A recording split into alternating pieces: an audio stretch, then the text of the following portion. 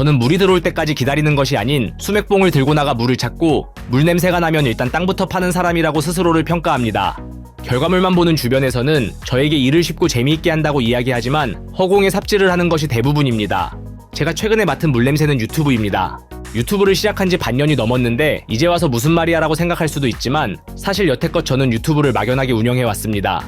지금 당장 이 행위 자체가 재미있고 에너지가 남으니 무작정 열심히 했죠. 하루의 대부분을 유튜브에 투자하고 있으면서도 스스로를 유튜버라 생각하지 않았던 이유는 이걸 통해 할 수 있는 일이 그려지지 않았기 때문이었던 것 같습니다. 본격적으로 할 일을 찾기 위한 과정일 뿐 유튜브로 어떠한 가치를 만들어낼 수 있을지 생각하지 못했습니다. 그런데 시간이 쌓이니 저만의 목소리가 생기고 그 목소리를 필요로 하는 사람과 제가 그 목소리로 할 수 있는 것들이 보이는 것 같습니다. 실제로 컨설팅 문의가 종종 들어오고는 합니다. 대부분의 경우 최대한 정중히 거절을 하고 브랜드나 대표님에 대한 흥미가 생기면 비즈니스가 아닌 소주 한잔 하는 자리를 만드는 게 전부입니다. 제 이름을 걸고 지금 당장 할 수 있는 일은 아니라고 생각하거든요. 친구들 사이에서 저는 그리 겸손한 사람은 아닙니다. 말실수도 많이 하고요. 그런데 유튜브는 불특정 다수에게 이야기하는 공간이다 보니 자기 검열이 심해지는 것 같습니다. 이 영상을 보시는 분들 중 실제로 저보다 뛰어나신 분들도 많고 제가 하는 말이 100% 맞는 말이라고 생각하지도 않죠. 그래도 스몰 브랜드만을 저처럼 다루는 사람은 드물다고 해도 되지 않을까요? 그래서 플랫폼에 연재물을 제안하기 전에 국내의 스몰 브랜드들과 협업해 콘텐츠를 만들어 보려고 합니다. 지금 생각하고 있는 협업 방식은 크게 두 종류입니다. 창업자 자체가 유명인인 경우 콜라보 영상을, 그리고 창업자와 브랜드가 분리된 경우 브랜디드 콘텐츠 제작을 생각하고 있죠. 콜라보 영상의 목적은 채널 성장, 브랜디드 콘텐츠는 채널의 지속성을 위한 수익화입니다. 사실 누구도 저에게 위와 같은 방식의 협업을 제안하지 않았습니다. 그냥 저의 생각이고 고민 과정이죠. 저는 1에서 100을 만드는 것보다 0에서 1을 만드는 것이 더 어렵다고 생각합니다. 그래서 영상을 만들 때도 대표가 창업 전에 무엇을 했는지, 왜 해당 아이템으로 사업을 시작했는지 등 0에서부터 브랜드를 분석합니다. 저 역시 짜잔하고 최종 결과물을 보여드리는 것보다 어떤 과정을 거치고 있는지 공유드리면 비슷한 시도를 하시는 분들에게 도움이 되지 않을까 싶어 현재 저의 생각을 공유드렸습니다. 저는 이 채널이 함께 성장하는 공간이 되었으면 하거든요. 오늘은 과정이 자산이 된 브랜드들의 성공 스토리를 모아 소개해드리겠습니다. 함께 성장하시죠. 솔직히 저는 지금 딱히 하고 싶은 일이 없습니다. 그렇기 때문에 이렇게 매주 새로운 사업 아이템을 찾고 성공 이유를 분석하고 있죠. 그런데 하기 싫은 일은 명확합니다. 나열하자면 끝도 없지만 그중 하나는 요식업입니다. 요리를 잘하지 못할 뿐만 아니라 부지런하지도 않거든요. 그런데 오늘은 샐러드 프랜차이즈 브랜드의 성공 요인을 분석해보았습니다. 샐러드를 어떻게 팔아야 한 해 동안 주가가 200%씩이나 오를 수 있는지 궁금해졌기 때문인데요. 참고로 AI의 최대 수혜주인 엔비디아의 올해 수익률은 190%입니다. 즉 샐러드를 팔아 반도체 기업보다 높은 주가 수익률을 기록한 것이죠. 혹시 주가랑 사업이랑 무슨 상관인가요? 라는 생각이 드시지 않나요? 스위트그린의 주가가 200%나 오른 이유 중 하나는 매출이 전년 대비 26% 증가했기 때문입니다. 평균 운영기간이 5년에 불과한 요식업계에서 17년이나 된 브랜드의 매출이 26% 증가한 것은 미국에서도 보기 드문 엄청난 성과라고 할 수 있는데요. 그렇다면 스위트그린은 어떻게 진입장벽도 낮고 트렌드도 빠른 샐러드라는 아이템으로 롱런하는 브랜드를 만들 수 있었을까요? 오랜 기간 사랑받는 브랜드를 만들고 싶으신 분들은 오늘 영상을 끝까지 봐주세요. 커뮤니티의 중요성을 알 수 있을 거예요. 스위트그린은 학교 주변에 건강한 식사를 할 수 있는 곳이 없다는 사실에 불만을 느낀 대학생 3명에 의해 시작된 브랜드입니다. 그들의 목표는 친환경적이고 건강한 프리미엄 샐러드를 판매하는 패스트 캐주얼 체인을 만드는 것이었죠. 문제는 설립 다음 해에 글로벌 경제 위기가 터지며 외식업계 전반이 위축되었다는 것입니다. 경제 위기의 프리미엄 샐러드? 여기까지 들으면 외부 환경을 고려하지 않은 대학생들의 치기 어린 창업처럼 보이는데요. 위기는 위험할 위자와 기회 기자가 결합된 단어라는 사실 알고 계신가요? 즉 위기란 단순히 위험한 상태만을 뜻하는 것이 아니라 그 위험 속에 새로운 전환점이나 기회가 있을 수 있음을 의미합니다. 경기가 좋지 않다고 해서 모든 사람들이 매일 라면만 먹는 것은 아닙니다. 스위트그린은 프리미엄 샐러드를 상대적으로 저렴한 가격에 판매함으로써 가성비와 건강을 동시에 추구하는 소비자를 사로잡으며 위기를 기회로 만든 것이죠. 샐러드 전문점은 다른 요식업 대비 창업이 쉽고 운영 강도가 낮다는 특징이 있습니다. 문제는 그만큼 진입장벽도 낮아 경쟁이 심하다는 것인데요. 잠깐 생각해보아도 샐러디, 투고 샐러드, 샐러드 박스 등 다양한 브랜드가 떠오르고 서브웨이나 파리바게트에서도 먹을만한 샐러드를 판매하고 있죠. 혹시 이 중에서 브랜드에 대한 애정을 가지고 소비하고 있는 샐러드가 있으신가요? 저는 샐러드를 먹어야 한다면 그냥 주변에 있는 곳을 선택합니다. 솔직히 브랜드별로 어떤 차이가 있는지 알지도 못하고 궁금하지도 않은데요. 그럴 수밖에 없는 게 샐러드의 핵심은 신선한 재료로 메뉴에 차별성을 주기 어려울 뿐만 아니라 원가 중 원재료의 비중이 높아 가격 경쟁도 쉽지 않죠. 그렇기 때문에 샐러드와 같이 진입장벽이 낮은 아이템일수록 브랜드의 스토리와 철학이 중요한 역할을 하게 됩니다. 혹시 경제적 해자라는 말 들어보신 적 있으신가요? 해자란 성벽주의를 둘러싼 방어용물을 뜻하는 단어로 기업이 경쟁사로부터 자신을 보호하고 시장에서 우위를 유지할 수 있는 차별적 요소를 의미하는데요. 흔히 독자적인 기술과 특허와 같이 대기업의 전유물이라고 생각할 수 있지만 브랜드의 철학과 스토리 역시 강력한 경제적 해자가 될 수 있습니다. 예를 들어 환경보호와 지속가능성 하면 가장 먼저 떠오르는 파타고니아는 브랜드의 철학으로 경제적 해자를 구축한 대표적인 사례라고 할 수 있죠. 스위트그린은 흔히 샐러드계의 스타벅스라고 불립니다. 하지만 저는 샐러드계의 파타고니아라고 부르는 게 적절하다고 생각합니다. 파타고니아와 마찬가지로 환경보호와 지속가능성이라는 확고한 철학을 통해 브랜드의 해자를 구축했기 때문이죠. 스위트그린은 단순히 샐러드를 파는 것이 아닌 건강한 식사를 통해 지역사회와 환경에 긍정적인 영향을 미치는 것을 목표로 하고 있습니다. 매장에서 소비되는 대부분의 재료를 주변에서 조달해 지역경제에 직접적으로 기여할 뿐만 아니라 웹사이트의 재료의 출처와 농장 이야기를 공유하며 고객이 음식을 통해 지역 커뮤니티와 연결되는 감정을 느끼도록 만들죠. 여기서 끝이 아닙니다. 매장 인테리어의 지역성을 강조한 예술품과 디자인을 활용하며 고객들이 지역의 문화도 느낄 수 있도록 만들었습니다. 앞서 나열했던 샐러드와 샐러드 박스, 투구 샐러드의 공통점이 무엇인지 아시나요? 모두 공식 홈페이지에서 가장 힘주어 이야기하는 것이 가맹점 모집이라는 것입니다. 그리고 SNS는 이벤트를 홍보하는 마케팅 채널로 사용되고 있죠. 물론 본사 입장에서 가장 중요한 것은 돈을 버는 일이고 돈을 버는 가장 직관적인 방법은 가맹점 모집과 프로모션을 통한 매출 증대일 것입니다. 그 결과 소비자들이 가까운 매장 또는 프로모션 위주로 브랜드를 선택하게 되었으니 본사의 전략이 먹혔다고 할 수도 있죠. 저는 낭만은 낭비가 있어야 한다는 이야기를 좋아합니다. 그리고 이러한 낭비들이 쌓여 누군가 애정할 수 있는 브랜드를 만든다고 믿고 있죠. 스위트그린처럼요. 지역 농가에서 재료를 조달하는 것은 수익성을 악화시키는 요인이라고 합니다. 그리고 이 장황한 미션과 스토리를 모두 읽고 브랜드의 가치에 공감해 샐러드를 구매하는 사람은 그리 많지 않을 것입니다. 하지만 이 미션이 브랜드가 나아갈 방향을 제시하고 브랜드의 명확한 아이덴티티와 톤 앤 매너를 만들었습니다. 만약 스위트그린이 옷을 만든다면 어떤 모습일 것 같나요? 친환경 소재를 사용하고 원단 낭비를 줄이며 윤리적으로 옷을 만들 것 같지 않나요? 맞습니다. 스위트그린은 실제로 낭비를 줄이고 기쁨을 늘린다는 철학으로 굿즈를 만들고 있습니다. 저는 샐러드에 로고가 박힌 옷을 당당하게 입고 다닐 자신이 없습니다. 사은품으로 받은 옷을 입고 다니는 사람처럼 보이는 것을 원치 않거든요. 하지만 스위트그린 로고가 박힌 옷은 당당하게 입을 수 있을 것 같습니다. 심지어 똑같은 옷을 입고 있는 사람을 마주친다면 같은 가치에 공감한다는 유대감을 느끼며 반갑기까지 할 것 같죠. 저는 이게 스위트그린이 롱런하는 이유이자 브랜드의 힘이라고 생각합니다. 그리고 강력한 브랜드 파워의 중심에는 탄탄한 커뮤니티 운영이 있습니다. Farm to Table이라는 철학을 바탕으로 지역 농부들과 긴밀하게 협력할 뿐만 아니라 스위트그린 스쿨이라는 교육 프로그램을 통해 학생들에게 건강한 식습관과 지속가능한 식재료의 중요성을 교육하고 직접 건강한 음식을 만드는 경험을 제공하고 있죠. 그리고 지역 주민과 소통하기 위해 개최한 블록 파티가 스위트라이프라는 페스티벌로 발전하며 브랜드의 철학과 문화를 대중에게 알리고 정체성을 강화하는 데 큰 역할을 했습니다. 통계에 따르면 새로운 고객을 유치하는 데 드는 비용은 기존 고객을 유지하는 데 드는 비용보다 최대 25배 더 크다고 합니다. 또한 기존 고객의 재구매 가능성은 6에서 70%인 반면 신규 고객이 첫 구매로 이어질 확률은 20% 정도에 불과하다고 하죠. 그 결과 고객 유지율을 5% 높일 경우 수익이 최대 25%까지 증가할 수 있다고 하는데요. 스위트그린은 브랜드의 명확한 정체성과 탄탄한 커뮤니티, 그리고 시즌 메뉴를 통해 고객의 재방문을 유도했습니다.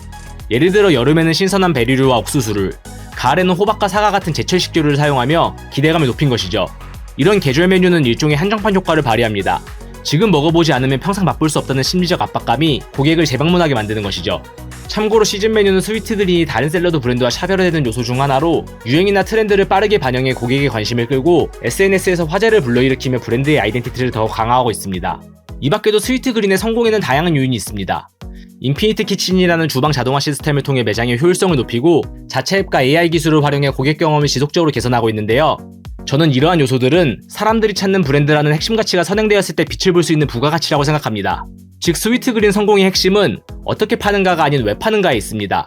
샐러드를 판매하는 것을 넘어 건강한 식생활, 지속가능성, 그리고 지역 커뮤니티에 긍정적인 영향을 미친다는 브랜드의 존재 이유를 통해 고객들에게 단순한 식사 이상의 가치를 제공하는 것이죠. 마지막으로 스위트그린의 성공 스토리를 세 줄로 요약해보겠습니다. 첫 번째, 프리미엄 샐러드를 상대적으로 저렴한 가격에 판매하며 가성비와 건강을 동시에 추구하는 소비자를 사로잡았다. 두 번째, 건강한 식사를 통해 지역사회와 환경에 긍정적인 영향을 미친다는 미션을 바탕으로 브랜드의 해자를 구축할 수 있었다. 세 번째, 계절 메뉴를 통해 신선함과 희소성을 강조하며 고객의 기대감을 자극해 재방문율을 높였다. 노량진에서 컵밥 드셔보신 적 있으신가요? 컵밥은 저렴하고 간편하게 한 끼 식사를 해결할 수 있는 메뉴로 한국인에게는 전혀 특별할 게 없는 음식인데요. 여기 노량진 스타일 컵밥을 미국에 가져가 연 2,600억 이상의 매출을 올리고 있는 한국인이 있습니다. 레스토랑에서 서버로 일하던 평범한 이민자는 어떻게 작은 트럭에서 컵밥을 판매하기 시작해 전 세계 150개 이상의 매장을 보유한 퓨전 한식 브랜드를 만들 수 있었을까요? 오늘은 요즘 미국에서 가장 핫한 K푸드, 컵밥의 성공 스토리를 파헤쳐 보겠습니다. 컵밥은 2013년 한국인 이민자 송정훈 씨에 의해 미국에서 시작된 브랜드입니다. 그는 미국의 유타라는 지역에서 열린 음식 페스티벌에 한식이 없다는 사실에 자존심이 상했다고 하는데요. 이 경험을 계기로 구체적인 메뉴도 정하지 않은 상태에서 무작정 푸드트럭부터 구매했다고 합니다. 그리고 전 재산을 투자해 구매한 트럭이 방치되고 있는 모습을 보며 창업에 대한 동기부여를 받았다고 하는데요. 그가 메뉴를 컵밥으로 선택한 것은 우연히 보게 된 노량진 다큐멘터리 덕분이었습니다. 저는 재수를 하며 1년 정도 노량진에서 보낸 적이 있습니다. 짧은 점심시간을 활용해 컵밥거리까지 뛰어가 밥을 먹고 돌아올 정도로 컵밥을 좋아했었는데요. 하지만 저에게는 컵밥이 맛있는 한 끼 식사 그 이상도 이하도 아니었죠. 그리고 창업 동아리를 하며 사업 아이템을 찾아 헤매던 대학생 시절에도 저에게 컵밥은 창업 고려 대상이 되지 않았습니다. 그렇기 때문에 창업자는 우연이라고 표현했지만 저는 그가 모든 준비를 끝내놓은 상태에서 기회를 기다리고 있었다고 생각합니다. 만약 그가 레스토랑에서 일을 하지 않았더라면, 그리고 트럭을 미리 구매해놓지 않았더라면 우연히 본 노량진 다큐멘터리는 시간 때우기용 콘텐츠밖에 되지 않았을 것입니다. 사실 컵밥은 굉장히 전략적으로 기획되었습니다. 창업자는 메뉴를 기획하며 식당 3,000곳 이상의 장단점을 분석했고 장점만을 취합해 컵밥이라는 브랜드를 만들었다고 하는데요. 예를 들어 인앤아웃버거의 심플함, 지미 존슨의 신속한 조리, 서브웨이의 소스를 조합해 메뉴를 개발한 것이죠. 하지만 문제는 푸드트럭의 특성상 매출이 자리에 영향을 많이 받았다는 것입니다. 장사가 잘 될 때는 2천만 원 이상의 매출이 나오기도 했지만 손님이 한두 명밖에 없는 날도 있었는데요. 그는 이를 자신이 가지고 있는 장점을 통해 극복했습니다. 바로 열정과 긍정적인 에너지. 장사가 안 된다고 낙담하기보다는 동료들과 함께 트럭 앞에서 게임을 하거나 춤을 추며 사람들의 이목을 끌었고 하이파이브와 환호성으로 환대하며 고객과의 유대감을 만들었죠. 이러한 유쾌한 분위기는 브랜드의 정체성이 돼 크레이지 푸드트럭 가이즈라는 별명을 얻기도 했는데요. 즉, 컵밥은 단순히 음식을 판매하는 것을 넘어 손님과 함께 즐길 수 있는 문화를 만들었다고 할 수 있습니다. 그냥 한솥 아니냐고요? 전혀 아닙니다. 저도 한솥을 즐겨 먹긴 하지만 싸고 빠르게 한 끼를 해결할 수 있는 시스템이 좋을 뿐 한솥이라는 브랜드 자체를 좋아하는 건 아닌데요. 컵밥은 그 브랜드 자체의 팬이 굉장히 많습니다. 100만 명 가까운 사람들이 브랜드의 계정을 팔로우하고 있을 정도이죠. 특히 특유의 유쾌하고 독창적인 컨텐츠는 오프라인을 넘어 온라인에서도 고객들에게 긍정적인 경험을 제공하고 있는데요. 그렇다면 영어도 완벽하게 구사하지 못하는 동양인은 어떻게 현지 사람들과 강력한 유대감을 형성할 수 있었을까요? 그 비결은 바로 정과 덤, 그리고 흥이었습니다. 우리에겐 당연할 수 있는 이러한 문화가 미국에서는 신선하게 받아들여진 것이죠. 컵밥의 매장을 보면 내성적인 사람은 선뜻 주문도 할 수 없을 정도로 분위기가 활기찹니다. 처음 온 손님에게 전 직원이 달려가 반겨주고 한국말로 주문하면 무료로 서비스를 제공하며 매장 자체를 유쾌한 공간으로 만들었죠. 재미있는 사실은 이러한 매장 분위기는 마케팅 포인트가 아닌 창업자의 성격이 그대로 반영된 결과라는 것입니다. 그의 운영 철학은 친구가 만들어준 집밥 같은 음식을 고객들에게 제공하는 것이죠. 물론 컵밥이 독특한 컨셉만으로 성공한 것은 아닙니다. 당연한 이야기이지만 음식점에게 가장 중요한 것은 맛입니다. 컵밥을 주문하면 당면과 함께 고기, 채소, 밥을 곁들여 다양한 소스와 함께 제공되는데요. 혹시 흑백 요리사 보셨나요? 저는 팀 대결에서 정지선 셰프가 잔반통을 뒤져보며 기존 조리법의 문제점을 파악하고 고객에게 나갈 음식을 개선하는 모습을 인상 깊게 보았는데요.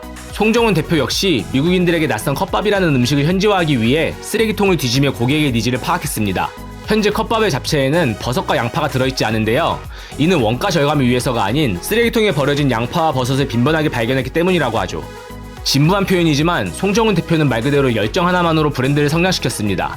하지만 초창기 컵밥의 팀원들은 최선을 다해 주어진 일을 할 뿐 장기적인 비전이나 체계적인 업무 프로세스는 존재하지 않았고 10개 정도의 푸드트럭을 운영하는 게 전부였는데요. 컵밥이 본격적으로 성장하기 시작한 것은 단골 고객 중 한 명이었던 권도혁 씨가 COO로 팀에 합류하면서부터였습니다. 재미있는 사실은 당시 금융업계에서 커리어를 쌓고 있던 권도혁 씨가 컵밥팀에 합류하고 싶다고 먼저 이야기를 했다는 것인데요. 그는 컵밥팀의 활기찬 에너지에 깊은 인상을 받았고 제품과 브랜드의 애정을 느껴 팀에 합류하기 위해 연봉까지 낮추었다고 합니다. 골드만삭스 출신의 금융 전문가인 그는 조직의 체계를 만들고 회사의 비전을 제시하는 역할을 담당했습니다. 그리고 자신들이 미국에서 컵밥이라는 메뉴를 개척한 브랜드라는 사실을 알릴 수 있는 방법을 고민하던 중 샤크탱크에 참가하게 되었습니다. 이 샤크탱크 영상이 이번 주 주제로 컵밥을 선택한 이유이기도 한데요. 출연 당시에도 그들은 이미 성공 반열에 오른 사업가였습니다. 매출은 240억이 넘었고 매장도 27개나 가지고 있었죠. 그럼에도 불구하고 그들은 TV 프로그램에 출연해 춤을 추고 과장되게 행동하며 투자자들의 관심을 끌기 위해 노력했습니다. 저는 이 영상을 보며 정말 감동을 받았습니다. 저보다 큰 성취를 이뤄내고 많은 것을 가지고 있는 사람들도 이렇게 열심히 사는데 라고 생각하며 나태한 스스로를 돌아보게 되었죠. 발표가 끝난 후 투자자들은 두 창업가를 그냥 재미있는 사람들 정도로 바라보았습니다. 그리고 3%의 지분을 100만 달러에 팔겠다라는 제안을 듣고 터무니없이 높은 비용이라고 나무랬죠. 하지만 음식의 맛을 보고 회사의 매출과 순이익을 듣고 난 후 모든 투자자들은 컵밥의 지분을 사기 위해 오히려 자신들을 세이지하기 시작했는데요. 유튜브에서 확인할 수 있는 영상은 2-3분 남짓이지만 현장에서는 투자자들이 1시간 반가량을 논쟁했었다고 합니다. 그 중에는 최대 500만 달러를 투자하겠다라고 한 사람도 있었는데요. 권도혁 CEO는 금전적인 투자뿐만 아니라 미국 전역에서 브랜드 인지도를 높이는 데 필요한 마케팅 지원을 약속한 마크 큐반의 투자를 받아들였습니다. 지분 5%를 100만 달러에 팔았으니 컵밥은 기업의 가치를 2,500억 이상으로 인정받게 된 것이죠. 참고로 마크 큐반은 야후에 자신의 사업을 4조 7천억에 매각한 경험이 있는 성공적인 사업가입니다. 샤크탱크 출연 후 컵밥의 인지도는 크게 상승했을 뿐만 아니라 투자금을 활용해 프랜차이즈 모델을 도입하며 더욱 빠르게 성장할 수 있었습니다. 작년 컵밥의 매출은 2,600억을 돌파했습니다. 그리고 미국 내 매장 수는 54개로 증가했고 인도네시아에도 100개 이상의 매장을 운영하며 국제적으로도 성장하고 있죠. 최근에 오픈한 매장은 오픈 첫날에만 2,000명 이상의 고객이 방문했을 정도로 컵밥은 여전히 승승장구하고 있는데요. 저는 이 모든 성과가 송정훈 대표님의 열정과 긍정적인 에너지 덕분에 가능할 수 있었다고 생각합니다. 영상으로만 접했지만 저도 이미 단골이 된 기분이 들 정도니까요. 마지막으로 컵밥의 성공 스토리를 세 줄로 요약해보겠습니다. 첫 번째, 지역 푸드 페스티벌에 한식이 없다는 사실에 자존심이 상한 한국인이 직접 푸드트럭에서 컵밥을 만들어 판매하기 시작했다. 두 번째, 창업자 특유의 열정과 긍정적인 에너지로 고객과의 유대감을 형성하며 단순히 음식을 파는 것을 넘어 함께 즐길 수 있는 브랜드로 자리 잡게 되었다. 세 번째, 동업자의 명확한 성장 전략과 비전 덕분에 조직을 체계화하고 투자금을 유치해 성장을 가속화할 수 있었다. 구독자의 팬심을 활용해 1년에 2,200억 이상의 굿즈를 판매하고 있는 사람들이 있습니다.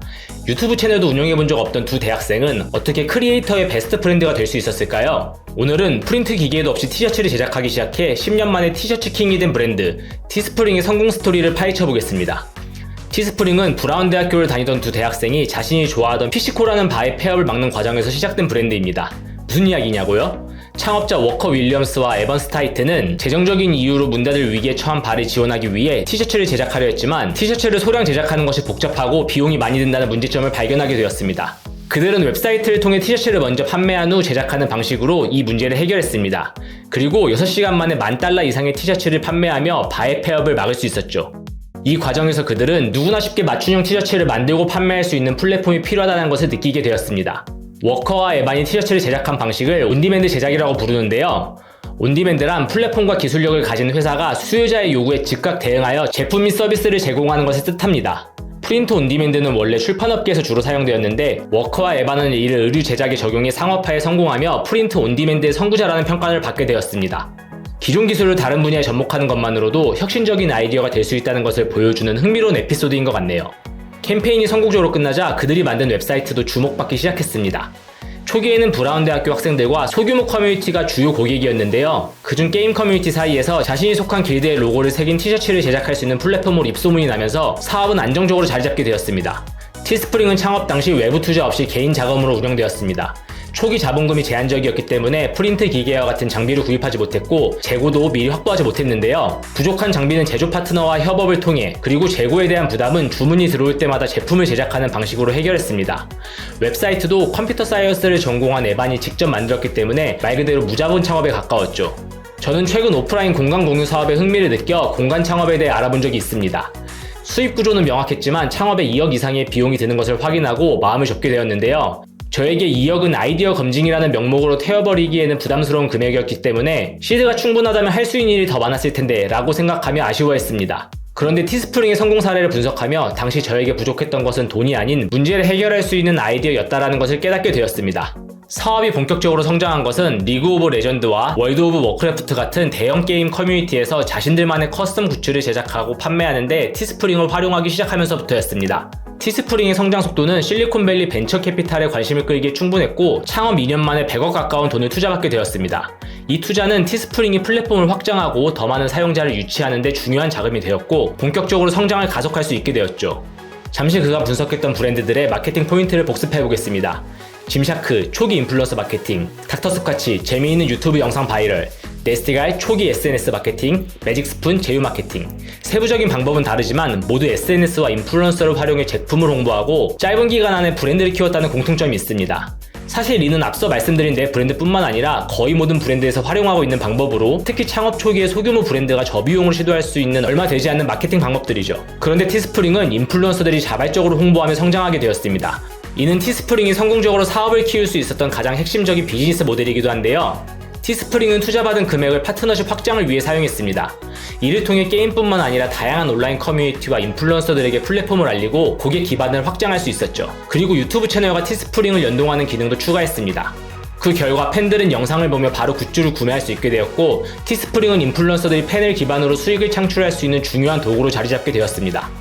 여기서 한 발 더 나아가 인플루언서가 더 다양한 굿즈를 판매할 수 있도록 머그컵, 핸드폰 케이스, 액세서리 등과 같은 제품을 추가했는데요. 그 결과 티스프링을 통해 연간 $1,000,000 이상의 수입을 기록하는 유튜버들이 생겨나게 되며 크리에이터의 베스트 프렌드라는 별명을 얻게 되었습니다.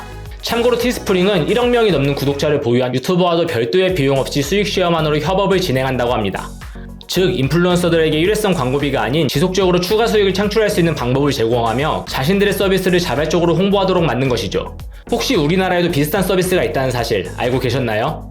마플은 티스프링과 마찬가지로 커스텀 티셔츠를 소량으로 제작할 수 있는 플랫폼인데요. 사실 티셔츠 소량 생산이라고 하는 것이 특별한 노하우나 기술이 필요한 것이 아니기 때문에 장비만 있다면 누구나 쉽게 창업할 수 있습니다. 네이버에 티셔츠 소량 제작을 검색하면 200개가 넘는 사이트를 찾을 수 있을 정도이죠. 그런데 마플의 성장 속도가 유독 눈에 띄는 이유는 바로 편의성 덕분입니다. 보통 소량으로 티셔츠를 제작하기 위해서는 업체에 디자인 파일을 보내고 제작 가능 여부를 확인하는 등 다소 번거로운 절차가 필요한데요. 마플은 웹사이트 내에서 디자인 기능을 제공하며 고객이 이탈할 수 있는 과정을 모두 없애버렸죠. 저도 최근에 티셔츠 6장을 만들 일이 있었는데 이러한 이유 때문에 가격이 조금 비싸더라도 마플을 사용했습니다. 그리고 2020년에는 크리에이터가 굿즈를 판매할 수 있도록 서비스도 런칭했는데요. 유튜브 쇼핑과 연계한 굿즈 판매가 큰 호응을 얻으며 작년은 한 해 동안 90만 개 이상의 굿즈를 판매했다고 합니다. 이는 전년 대비 180% 증가한 수치로 회사의 매출 역시 꾸준히 증가하고 있고요. 마플의 성공 비결, 티스프링과 많이 비슷하지 않나요? 해외의 성공 사례를 국내에 선구적으로 도입하는 것만으로도 경쟁사들 사이에서 차별성을 확보할 수 있는 것을 보여주는 사례라고 생각해 조금 길게 설명드렸습니다. 물론 광고는 아닙니다. 티스프링은 2021년 사명을 스프링으로 변경했습니다. 그리고 NFT와 이북과 같은 디지털 상품을 추가하며 크리에이터들이 무엇이든 판매할 수 있는 종합 커머스 플랫폼으로 사업을 확장하였습니다. 그 결과 리브랜딩 후 스프링을 통해 굿즈를 판매하는 크리에이터의 수는 130% 이상 증가하였고 매출은 80% 이상 성장하게 되었습니다. 그리고 그 다음 해인 2022년 스프링은 어메이지 소프트웨어에 매각되었는데요. 정확한 매각 금액은 밝혀지지 않았지만 스프링의 성장 속도와 크리에이터 이코노미에서의 입지를 고려한다면 창업자들은 매각을 통해 상당한 금전적 이득을 얻었을 것이라고 평가받고 있습니다. 스프링을 인수한 어메이지 소프트웨어는 크리에이터들이 코딩 없이 웹사이트, 랜딩 페이지, 상품 판매 페이지 등을 간편하게 구축할 수 있도록 솔루션을 제공하는 회사인데요. 스프링 인수를 통해 상품 제작부터 판매까지 크리에이터 이코노미 전반에 걸쳐 솔루션을 제공할 수 있게 되었습니다. 그리고 합병 후 두 서비스의 시너지를 통해 어메이지는 1년 만에 매출이 69%나 성장하게 되었죠. 마지막으로 스프링의 성공 스토리를 세 줄로 요약해보겠습니다. 첫 번째, 기존의 티셔츠 제작 방식은 소량 제작에 적합하지 않다는 문제점을 발견하고 이를 프린트 온디맨드 방식으로 해결했다. 두 번째, 인플루언서들이 지속적으로 수익을 창출할 수 있는 방법을 제공하며 그들이 자발적으로 플랫폼을 홍보하게 만들었다. 세 번째, 리브랜딩을 통해 사업 영역을 확장하고 매출을 증가시켜 성공적으로 회사를 매각할 수 있었다. 창업자만큼 브랜드를 깊이 이해하는 사람은 없습니다. 그리고 창업자만큼 일관된 톤 앤 매너로 브랜드를 표현할 수 있는 사람도 없죠. 그렇기 때문에 브랜드의 정체성을 만드는 가장 좋은 방법은 창업자의 시간을 갈아놓는 것입니다. 보스턴에서 가장 쿨한 피클 브랜드, 그릴로즈 피클은 사업 초기 왜 창업자가 모든 걸 직접 해야 하는지 보여주는 좋은 사례이죠. 오늘은 할아버지로부터 전수받은 100년 된 레시피로 만든 피클을 나무수레에서 팔기 시작해 연매출 1000억 브랜드가 된 그릴로즈 피클의 성공 스토리를 파헤쳐보겠습니다. 그릴로즈 피클은 한 디자이너의 꿈이 좌절된 덕분에 탄생한 브랜드입니다. 창업자인 트래비스 그릴로는 운동화 디자이너가 되기 위해 나이키 본사에서 4차례나 면접을 볼 정도로 노력했지만 최종적으로 채용되지는 않았는데요. 운동화 디자이너라는 꿈을 접고 고향으로 돌아온 트래비스는 그곳에서 새로운 사업 아이템을 발견했습니다.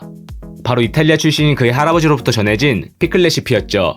트래비스는 전통 레시피로 만든 피클의 특별한 맛에 주목했고 이것이 시장에서 충분히 경쟁력이 있을 거라고 확신했습니다. 그는 주방에서 실험을 거듭하며 레시피를 현대적으로 재해석했고 가족의 성을 따 그릴로즈 피클이라는 브랜드를 만들어 야구장과 농구장을 돌아다니며 판매하기 시작했습니다. 하지만 스포츠 경기장에서는 브랜드의 스토리를 전하거나 소비자의 반응을 듣는데 한계가 있어 보스턴 중심가에 위치한 공원에 나무 수레를 세우고 피클을 판매하며 직접 브랜드를 알렸습니다. 이는 단순한 노점 장사가 아닌 맛, 가격, 디자인 등에 대한 고객의 반응을 실시간으로 듣고 피드백을 바탕으로 제품과 브랜드를 개선할 수 있는 공간이었습니다. 사업 초기 창업자는 기획자이자 생산자이며 마케터이자 CS 담당자입니다. 다방면에서 경험이 쌓일수록 누구보다 브랜드를 깊이 이해하게 되고 자신만의 방식으로 브랜드를 만들 수 있게 되죠. 트래비스는 마스코트인 샘샘 더 피클맨을 활용해 유쾌한 스트리트 감성을 전달했습니다.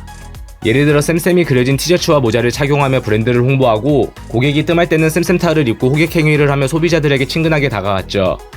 그는 한 인터뷰를 통해 지금은 노점 장사를 하고 있지만 전국적인 브랜드로 성장하기 위해서는 멈추지 않고 무엇이든 할 거라고 이야기하며 피클 옷을 입는 이유를 밝히기도 했는데요. 노점을 운영하며 얻은 실전 경험은 디자인적 배경과 결합해 브랜드의 정체성에 큰 영향을 미쳤습니다. 병에 사용된 녹색과 흰색 컬러는 노점을 하던 공원을 상징할 뿐만 아니라 지역 농구팀 컬러와도 일치해 브랜드에 대한 지역적 연결감을 형성하는 데 기여했죠. 그리고 거리에서 시작된 브랜드인 만큼 스트리트 감성과 자연스럽게 융화되며 단순히 맛있는 피클 브랜드를 넘어 일종의 서브컬처 피클 브랜드로 자리매김했습니다.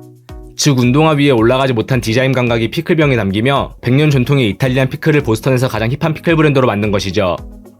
그릴로즈 피클의 철학은 정원에서 냉장고까지입니다. 이는 가공 과정을 최소화하고 재배 직후의 신선함을 그대로 전달하겠다라는 의미인데요. 제품의 신선함을 강조하기 위해 투명 용기로 내용물을 직접 확인할 수 있도록 했고 냉장 유통을 고수하며 일반 피클보다 훨씬 더 아삭한 식감을 구현했습니다. 그리고 방부제나 인공 첨가물 없이 오이, 물, 식초, 소금 등 7가지 천연재료만을 사용해 건강을 중시하는 MZ 소비자들에게 큰 호응을 얻었죠. 힙한데 건강하기까지 한 그릴로즈 피클은 홀푸드 바이어 눈에 띄게 됐고 일부 지점에 입점해 테스트 판매하는 과정을 거치며 유통망을 넓히기 시작했습니다. 홀푸드는 유기농, 무첨가, 비가공식품을 선별해 판매하는 매장입니다. 그릴로즈 피클의 홀푸드 입점은 단순한 매출 증가를 넘어 브랜드의 포지션을 길거리 피클에서 프리미엄 신선 피클로 바꾸는 중요한 전환점이 되었습니다. 그리고 월마트와 코스트코 등에 입점하며 보스턴에서 가장 힙한 피클 브랜드로 불리던 그릴로즈는 전국 26,000개 매장에서 판매되는 냉장진 열대에서 가장 힙한 피클 브랜드가 되었죠. 혹시 노티드나 쉑쉑버거처럼 소규모로 힙하게 운영되던 브랜드들이 대형마트에 입점하며 정체성을 잃어가는 모습을 본 적 있지 않으신가요? 저는 이 차이가 본질적 가치를 얼마나 잘 유지했느냐에서 발생했다고 생각합니다. 노티드와 쉑쉑버거는 공간 경험과 희소성을 기반으로 주목받기 시작한 브랜드입니다. 하지만 대형마트에 입점하며 브랜드의 핵심 가치가 자연스럽게 흔들리게 되었습니다. 반면 트래비스는 그릴로즈 피클을 7,000개 이상의 마트에 입점시킨 후에도 여전히 피클 수레를 끄는 기분으로 회사를 운영한다라고 말했죠. 중요한 것은 대형마트 입점 자체가 아닌 브랜드를 확장하면서도 무엇을 지켜야 할지 아는 것입니다. 트래비스가 브랜드를 키워가면서도 정체성을 유지할 수 있었던 비결은 창업 초기 제품 개발부터 피드백 수집까지 모든 과정을 직접 경험하며 브랜드의 핵심 가치를 누구보다 깊이 이해했기 때문입니다. 그는 정체성을 지키는 데 그치지 않고 핵심 가치를 바탕으로 브랜드를 더 넓은 문화와 접목시켜 나갔습니다. 그리고 의류, 사진기, 감자칩 등 다양한 형태의 협업을 진행하며 소비자와의 연결을 강화했죠. 참고로 2019년에는 NBA 레전드 패트릭 유잉의 스니커즈 브랜드와 협업해 한정판 운동화를 출시하며 트래비스는 디자이너의 꿈을 이루기도 했답니다. 그릴로즈 피클의 굿즈는 피클을 좋아하는 사람들이 자신들의 취향을 드러내는 유쾌한 수단이자 같은 취향을 공유하는 이들이 소속감을 느낄 수 있는 일종의 문화입니다.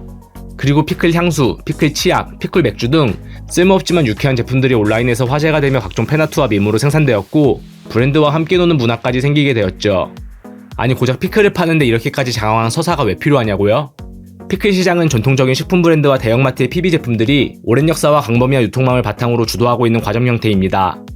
이런 브랜드들은 반복적인 노출을 통한 익숙함과 대량 생산으로 인한 가격 경쟁력 모두 갖추고 있죠. 이 속에서 단순히 맛으로 승부를 보려는 스몰 브랜드는 살아남기 어려울 수밖에 없습니다. 즉 대형 브랜드들이 가지고 있지 않은 그리고 쉽게 복제할 수 없는 요소가 필요한 시장인 것이죠. 이런 시장 구조를 극복하기 위해 트래비스가 선택한 것은 제품과 문화를 결합하는 것이었습니다. 그는 독특한 브랜드 경험과 강력한 팬덤을 바탕으로 대형 피클 브랜드와의 경쟁을 피하고 라이프스타일 브랜드로 확장해 나갔습니다. 피클은 우리나라에서 주로 느끼함을 잡아주는 반찬으로 인식되지만 미국에서는 간식이나 식재료 등으로 다양하게 활용됩니다. 우리가 주로 먹는 얇은 원형의 칩 형태뿐만 아니라 세로로 길게 자른 스피어, 오이를 그대로 절인 홀즈 등 피클의 용도에 따라 형태 역시 다양한데요. 그릴로즈는 피클의 형태를 캐릭터로 표현해 소비자들이 쉽게 제품을 구분하고 각 캐릭터의 개성을 부여해 소비자들이 브랜드와 감정적 유대감을 강화하도록 만들었죠. 실제로 매해 2억 원 이상의 굿즈가 판매된다고 하는데요. 이는 단순한 부수익을 넘어 대형 식품 브랜드들이 갖지 못한 팬덤 기반의 브랜드 자산을 상징합니다. 결국 그릴로즈 피클의 성공은 단순히 맛있는 피클을 만드는 데 그치지 않고 피클의 문화와 감성을 담아낸 트래비스만의 방식에 있습니다. 그리고 그 방식은 기획과 생산, 판매, 고객 응대까지 모든 과정에 창업자의 손길이 깃들었기에 가능했습니다. 스몰 브랜드에게 브랜딩이란 창업자만이 가질 수 있는 깊은 이해에서 시작된다는 것을 깨닫게 해주는 부분이네요. 마지막으로 그릴로즈 피클의 성공 스토리를 세 줄로 요약해보겠습니다. 첫 번째, 나이키 입사를 포기한 디자이너가 고향에서 발견한 할아버지의 레시피를 현대적인 감각으로 재해석해 보스턴에서 가장 힙한 피클 브랜드를 만들었다. 두 번째, 사업 초기 창업자가 기획부터 생산, 마케팅, 고객 응대까지 모든 영역을 직접 경험하며 브랜드를 깊이 이해했고 그 덕분에 성장 과정에서도 흔들림 없이 정체성을 유지할 수 있었다. 세 번째, 마스코트와 굿즈, 유쾌한 협업 제품들을 통해 피클을 하나의 라이프 스타일로 확장했고 팬덤을 기반으로 대형 식품 브랜드가 주도하던 피클 시장의 독자적인 영역을 구축했다. 영상이 도움이 되었다면 좋아요와 댓글로 응원 부탁드립니다. 긴 영상 끝까지 시청해주셔서 감사합니다.